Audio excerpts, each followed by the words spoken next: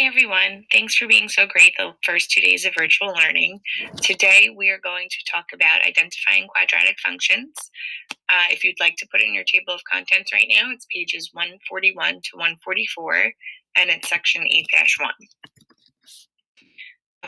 So identifying quadratic functions, we have spoken about quadratics before when we did classifying polynomials. Hopefully you remember that a quadratic was a polynomial with a degree of 2. A quadratic function is any function that can be written in the standard form y equals ax squared plus bx plus c, where a, b, and c are real numbers and a cannot equal 0.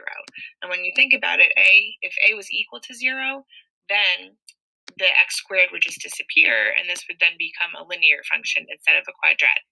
So basically, a quadratic function is a polynomial degree 2, but now we're making it equal to y, so it's an equation.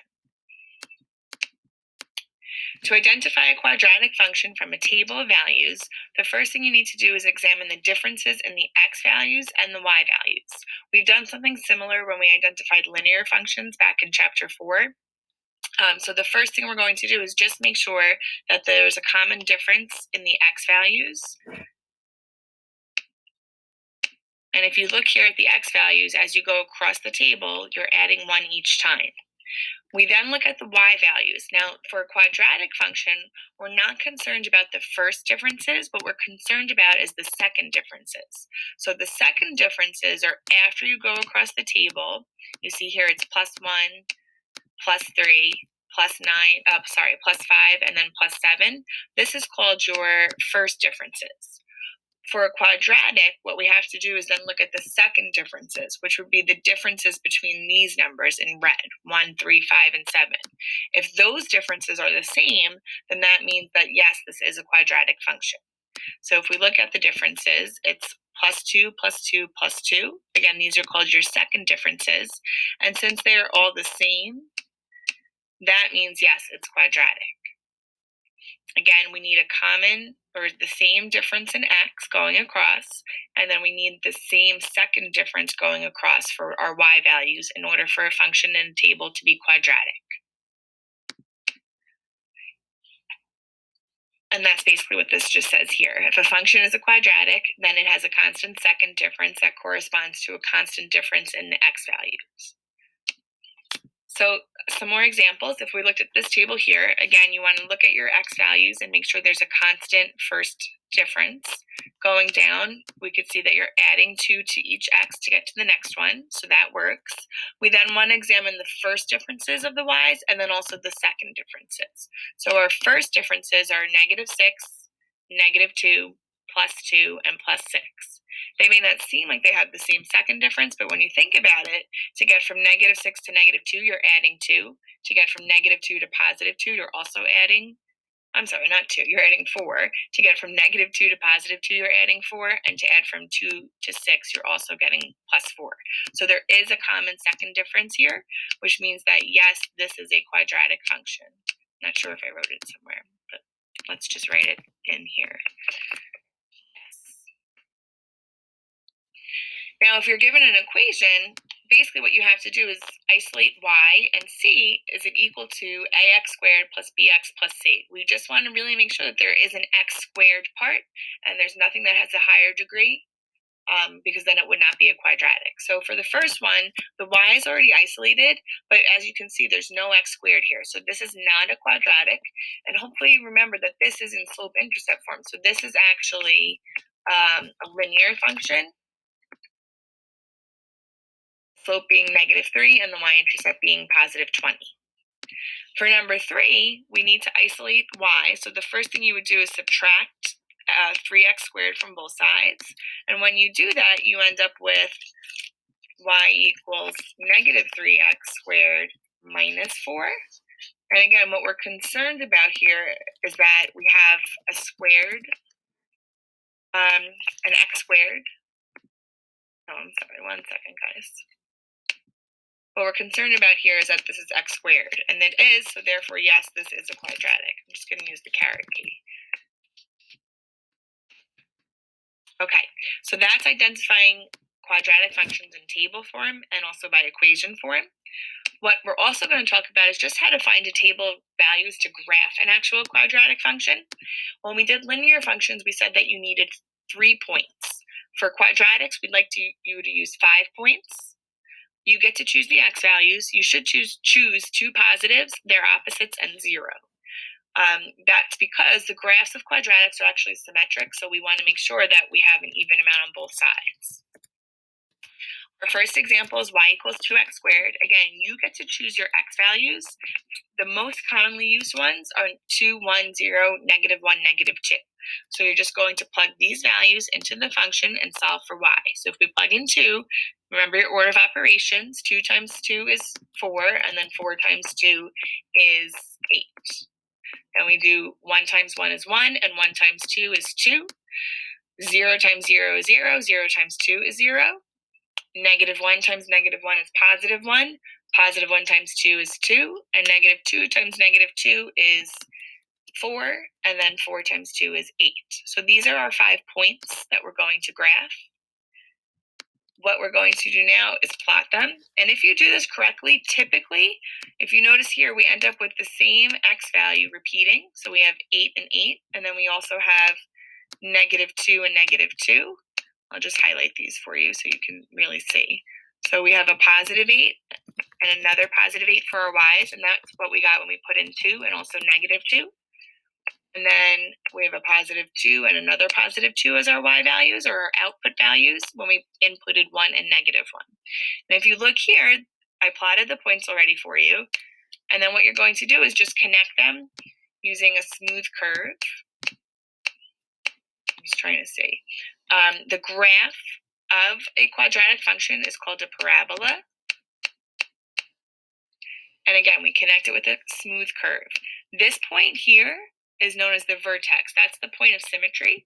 And in this case, it's a minimum, because if you think about it, all the parabola is going up. So there's nothing that could be below this red point. So therefore, this vertex, which happens to be at 0, 0, is known as the minimum of this quadratic. Going on to our next example, it's now y equals negative 2x squared. So very similar function. I'm going to again use 2, 1, 0, negative 1, negative 2. The difference here would be the signs, because now I'm going to do 2 squared, which is 4, but then 4 times negative 2 is negative 8. And the pattern continues. Once again, you see we have a negative 8 and a negative 8 when we plugged in positive 2 and negative 2. And then we also ended up with a negative 2 and another negative 2 when I inputted positive 1 and negative 1. You're going to go ahead and plot these points. And if you connect it with a smooth curve, like we did with the other one, you can now see that this parabola is going down. So that means this point here, which again is called the vertex, is the maximum of this parabola, or of this quadratic, because there cannot be any points above 0, 0. There's nothing that would be in the first or second quadrants other than this point here. Continuing on to page 143 now. It's just kind of a summary of what we just went over. If the value of a quadratic function, if the a value of a quadratic function is positive, then that means the parabola opens up, and the value of the vertex, the y value of the vertex, is known as its minimum. Alternatively, if the a value, or the coefficient of the x squared part, is negative, then that means the parabola is actually opening downward, and the y value of the vertex would be known as the maximum. In order to decide just if your parabola is opening up or down, and whether the vertex would be a minimum or a maximum, you have to isolate y first. So, for example, in this case here, y is already isolated, and the a value is negative. Since the a value is negative, pardon my penmanship, if the a value is negative, then that means that the parabola is actually opening downward, which would actually mean that the vertex would be a maximum, because that's the highest point on that parabola.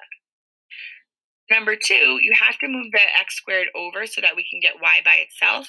When we do that, you're just going to do the opposite of minus 1/4 x squared, which would be plus 1/4 x squared. Remember, this all goes back to chapter 1 in literal equations, where we're just rearranging things.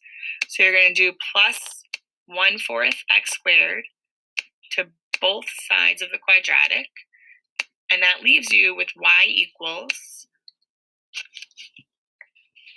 positive 1/4 x squared plus 3. And if you look here now, the a value, the coefficient of the x squared, is positive 1/4. So that means, since it's positive, this parabola opens upward, and therefore the vertex would be a minimum value. It's the lowest point of the parabola. It's vertex, no text. Okay, so identify the vertex and give the minimum or maximum value. Again, the minimum or maximum value is just the y coordinate of the vertex. So you can add that in if you'd like. Parenthesis there. If you look here, this parabola is opening down. The coordinates of the vertex would be at negative 2 comma 6. Sorry, negative 2 comma 5. And since this parabola is opening down, that means that this is the maximum. So the maximum value is actually equal to 5. The second example, the parabola is opening up.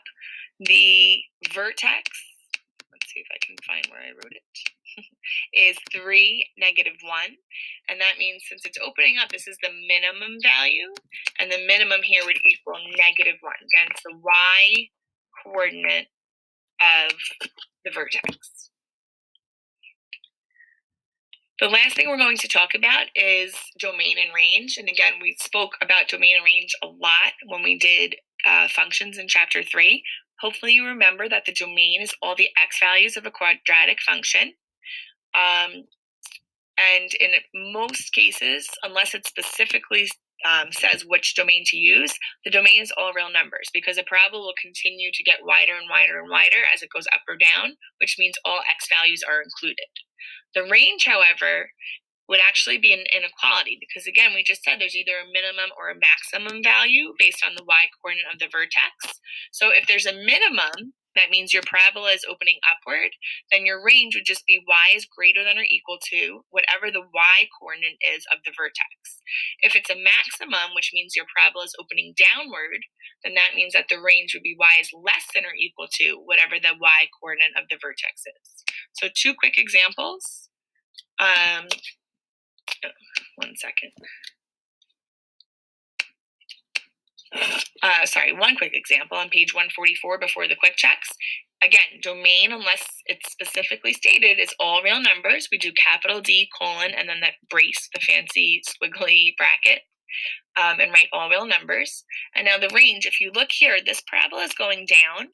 So therefore, that means this vertex is the maximum. Since this is a maximum, you identify the coordinates of it, and then the y value is what you use in your inequality. So my range is going to be all y's that are less than or equal to this number 4. Because there are no y values, it's not possible for a y to be above this vertex. Everything is less than or equal to 4. Okay, so that's 8-1, identifying quadratic functions. I'd like you to try the quick checks. They are posted on Classroom with these notes. You may print them out, or you may make a copy of the notes yourself and type them in. And then I'm also going to post a homework assignment. If you have any questions, there'll be a check-in at 1:30. Please, I'm sorry, not at 1:30. There'll be a check-in at 11:30 a.m. Just comment onto that with any questions that you have for me, and I will do my best to answer them. Okay, have a great day, guys. Hopefully I'll see you soon.